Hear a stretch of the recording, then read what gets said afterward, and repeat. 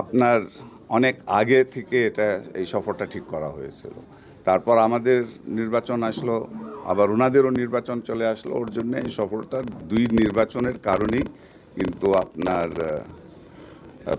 Postpone বলবো না, plan ছিল করার জন্য, কিন্তু এখন নির্বাচন শেষ হওয়ার পরে তখন বলা হলো যে ওনারা এটা করবেন। এখন যে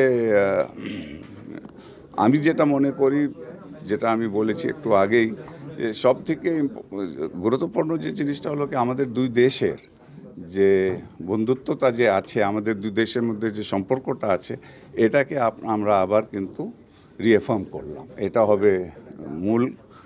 আর আমাদের বাইল্যাটারালি অনেকগুলি কাজগুলি যেটা চলতেছে সেটা রিভিউ হবে, এবং ভবিষ্যতে আমরা কিভাবে এটাকে এগিয়ে নিয়ে যেতে পারি সে সম্বন্ধে কথা হবে।